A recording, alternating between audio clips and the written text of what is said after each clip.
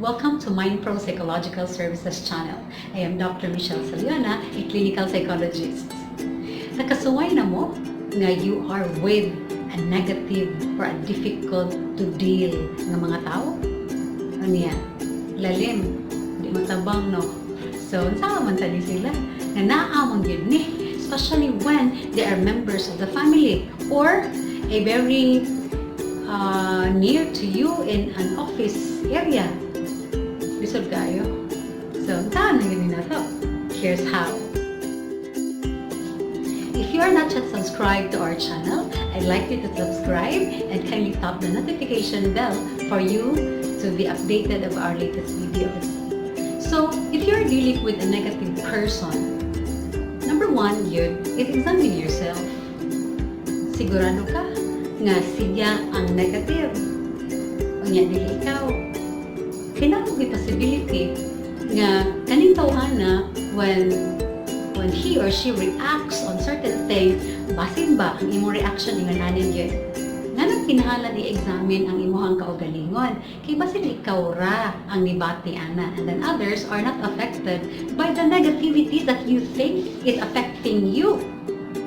Kaya kung yung makita po nga yes, siya gid ang negative and you are not just overreacting, then it will help you identify ba your hot buttons nga unsa man ay kinaiya sa tao nga trigger nimo to react po negatively. Kaya bisag unsaon mo positive vibes and so on, dili man gid mada.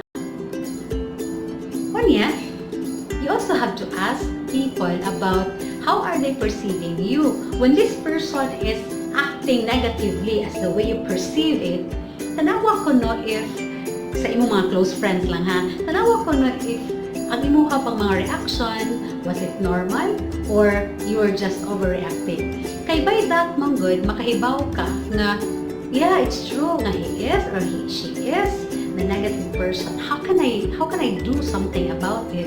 Especially when narigid siya sa palibot. Nga maglisod gyud ka o get rid of ba kay kauban sa trabaho or naaragid sa balay or naaragid sa gawas sa inyo ha. Pagtiglisura, di na siya matabang. Next suggestion. Use their energy to develop your character. Kanang ilahang ka-negative, I tell you, is a real test of character, of your own character. So do not decide to be a victim. Yeah, dili siya sayon, di ba?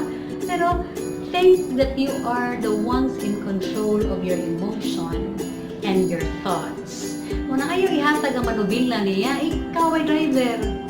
Yes, dili siguro lalim, pero pwede. So, development of character.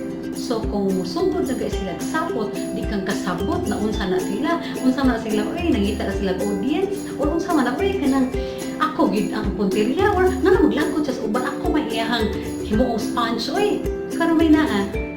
I tell you, kanitaw ka na, nakakita siguro nimo as somebody bitaw nga maminaw niya ba, and maybe this person thinks nga naa ka nagpabilin nga nagsabot niya.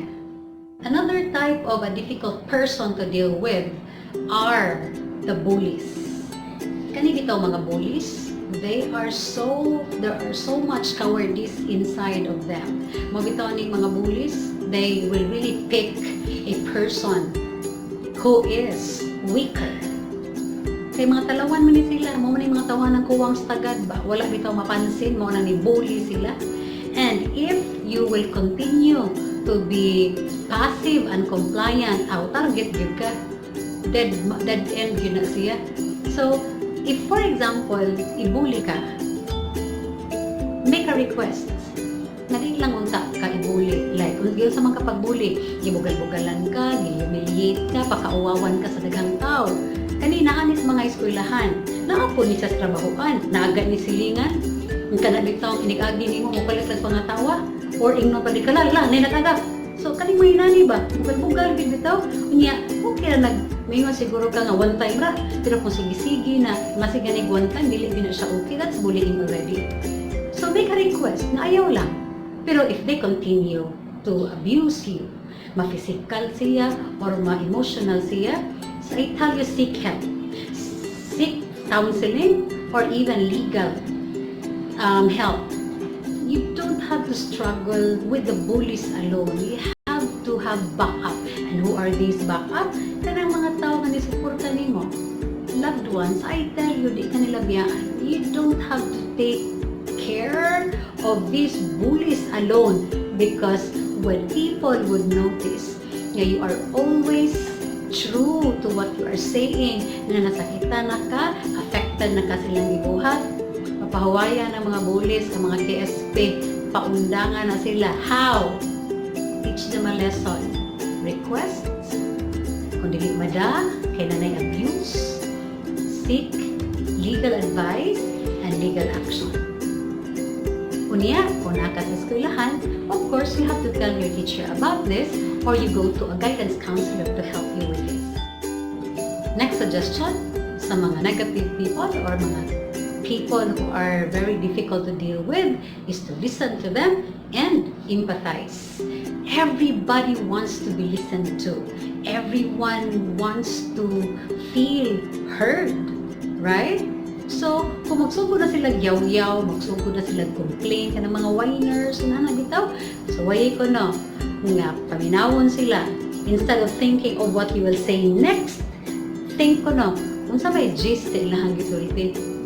Kunya, next is empathize, because ngano di man sila managad, nganong bugat man kaayo ang ilahang mood kada adlaw when they report to work, or when they are out, kanong pirmi man silang gamuro, basin ha nagibit-bit, oy, sa may bit-bit na, huna-huna o gibati ba, basin biyag, naa siya na recall nga past experience bitaw nga negative.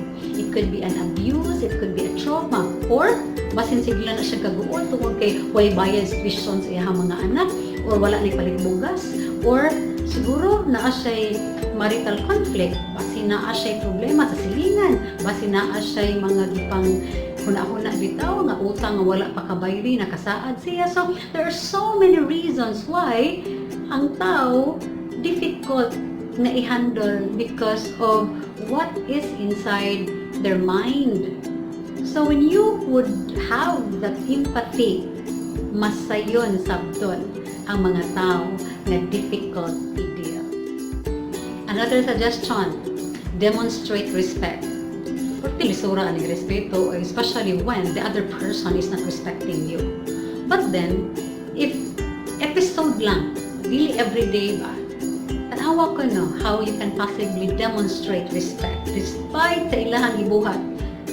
Ni show bitaw gihapon ka og respect, instead of kanang imo silang tulisokon, you are pointing fingers on them, or kana bitaw imo ka silang balikason, or kanang cursing ba, or imo ka silang dak-an sa imuhang tingog.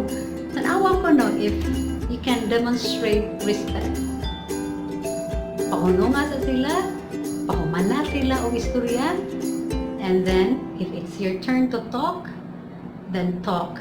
Because ang calmness manggod is actually not said, it is demonstrated. You're being exposed to a difficult person, debrief.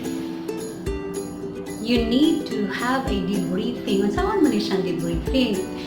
Talk to a person na whom you trust and whom you think bitaw has the perspective of letting you know ba about his insights on what was going on.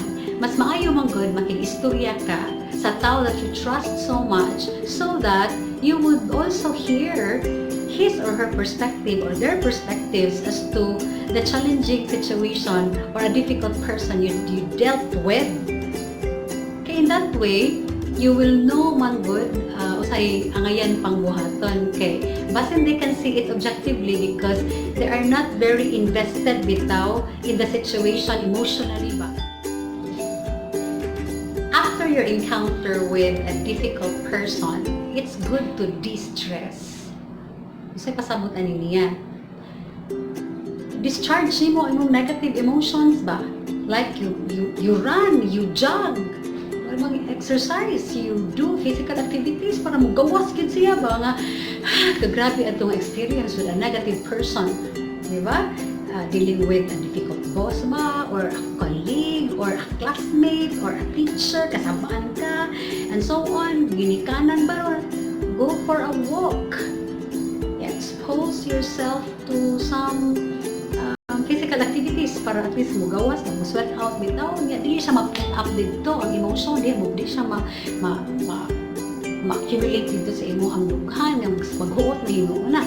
And then, as much as possible, hindi ka humani mo og the stress, have a good sleep. Paning kamuti gyud kung mag-isad ka sleep because di ka katuo sa nilitabo sa imong encounter with a difficult person, try to tell yourself that you need to sleep. Because when you sleep mong good, all the exhausted energies will be replenished.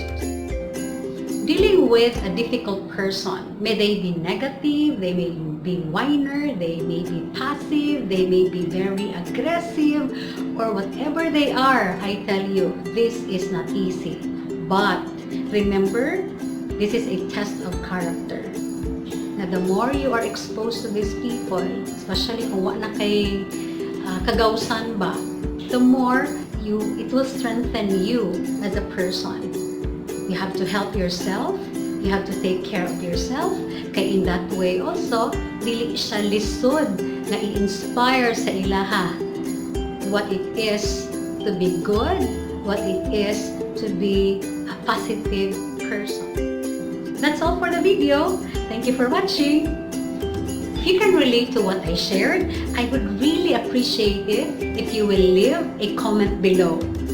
And then if you have other tips on how to deal with difficult people, it is most welcome. Thank you so much for the subscription.